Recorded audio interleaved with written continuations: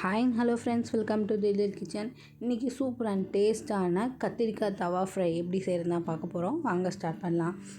நான் 2 கத்திரிக்காய் எடுத்திருக்கேன். இதில் வந்து வெயிட் எந்த கத்திரிக்காய் கம்மியாக இருக்கோ அந்த கத்திரிக்காவை தான் நம்ம இந்த ரெசிபிக்கு யூஸ் பண்ண போகிறோம். ஸோ நீங்கள் கத்திரிக்காய் பார்த்து வாங்கும்போது இந்த ரெசிபி செய்கிறதா இருந்தால் வெயிட்டு கம்மியாக இருக்க கத்திரிக்காவை பார்த்து வாங்கிக்கோங்க. அதுக்குன்னு சைஸ் சின்னதாக இல்லை, பெரிய கத்திரிக்காயில் வெயிட்லெஸ்ஸாக இருக்கணும். அந்த கத்திரிக்காவை பார்த்து வாங்கினோம் அப்படின்னா விதை வந்து கொஞ்சம் கம்மியாக இருக்கும். இந்த ரெசிபிக்கு சூப்பராக செட் ஆகிடும்.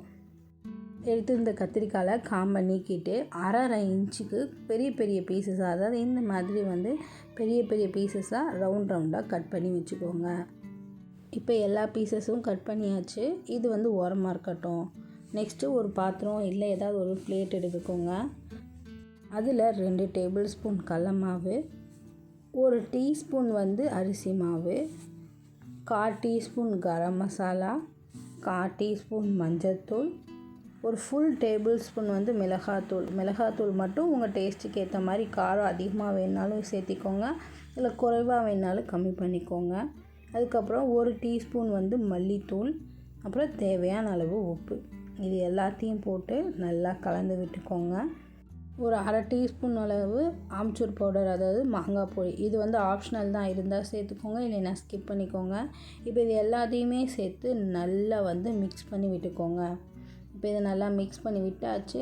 இப்போ கத்திரிக்காயிலேருந்து ஒரு பீஸை எடுத்து இந்த பக்கம் ஒரு டைம் போட்டு பரட்டிக்கோங்க, திருப்பி போட்டு இன்னொரு பக்கம் பரட்டிக்கோங்க. மிச்சம் எங்கேயாவது கேப் இருக்க மாதிரி இருந்தால் லைட்டாக இந்த மாதிரி மேலே எடுத்து தூவி விட்டு ஈக்குவல் பண்ணிக்கோங்க. ஸோ இது மாதிரி கத்திரிக்காவை நல்லா கோட் பண்ணிவிட்டு ஒரு பிளேட்டில் மாற்றி வச்சுக்கோங்க. அதே மாதிரி மற்ற எல்லா கத்திரிக்காவையும் நல்லா வந்து இந்த மசாலாலாம் கோட் பண்ணிவிட்டு ஒரு பிளேட்டில் எடுத்து தனித்தனியாக வச்சுக்கோங்க. பாருங்கள், இது வந்து ரெடி ஆகிடுச்சு. இதை வந்து ஒரு 5 நிமிஷம் அப்படியே விட்டுடலாம்.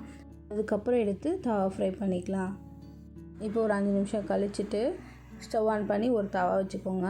தவா நல்லா ஹீட் ஆனதுக்கப்புறம் தேவையான அளவுக்கு கொஞ்சமாக வந்து எண்ணெய் விட்டுக்கோங்க. எண்ணெய் நல்லா காஞ்சதுக்கப்புறம் நல்லா கோட் பண்ணி வச்சுருக்க கத்திரிக்காவை ஒவ்வொன்றா எடுத்து ப்ளேஸ் பண்ணிக்கோங்க. ஸோ இதை ப்ளேஸ் பண்ணிவிட்டு ஃப்ளேம் வந்து லோலேருந்து மீடியம் ஃப்ளேமுக்குள்ளே வச்சுக்கோங்க. வச்சுட்டு இப்போ இந்த கத்திரிக்காய்க்கு மேலேயே லைட்டாக வந்து எண்ணெயை தடவி விட்டுக்கோங்க. இப்படியே மீடியம் ஃப்ளேம்லேயே வச்சு ஒரு 2 நிமிஷம் போல் ஒரு பக்கம் குக் பண்ணிக்கோங்க. இப்போ பார்த்திங்கன்னா ஒரு 2 நிமிஷம் குக் ஆகிருக்கு. இதை நம்ம திருப்பி போட்டு இந்த பக்கம் ஒரு 2 நிமிஷம் குக் பண்ண போகிறோம். ஸோ 2 பக்கமுமே மாற்றி போட்டு 2 நிமிஷம் குக் பண்ணிவிட்டு எடுத்து பார்த்திங்க அப்படின்னாவே கத்திரிக்காய் வெந்திருக்கும். அப்படி இல்லை அப்படின்னா கத்திரிக்காய் குக் ஆகிற வரைக்கும் வேக வச்சுக்கோங்க. 2 நிமிஷமே வந்து போதுமானதாக இருக்கும். ஸோ இப்போ வந்து இதை ஒரு பிளேட்டில் மாற்றிக்கலாம். ஸோ இங்கே பாருங்கள், சூப்பர் அண்ட் டேஸ்டான கத்திரிக்காய் தவா ஃப்ரை ரெடி. இது சூப்பராக அருமையான ஒரு சைடிஷ் ரெசிபி. இந்த ரெசிபியை நீங்களும் ட்ரை பண்ணி பாருங்கள், அட்டகாசமாக இருக்கும். இது வந்து சாம்பார் சாதம், தயிர் சாதம், சைட் டிஷ்ஷாக வச்சு சாப்பிட்லாம். அப்புறம் பார்த்திங்க அப்படின்னா இதில் உப்பும் காரம் மட்டும் கரெக்டாக போட்டிங்க அப்படின்னா அட்டகாசமான ஒரு சைட் டிஷ்ஷுங்க. கத்திரிக்காய் பிடிச்சவங்களுக்கு இந்த ரெசிபி ரொம்ப பிடிக்கும். கண்டிப்பாக ட்ரை பண்ணி பார்த்துட்டு எப்படி இருக்குன்னு கமெண்ட் பண்ணுங்கள். இந்த வீடியோ உங்களுக்கு பிடிச்சிருந்தால் மறக்காமல் லைக் பண்ணி ஷேர் பண்ணிக்கோங்க.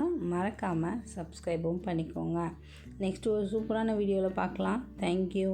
நல்லதே நினைப்போம், நல்லதே நடக்கட்டும்.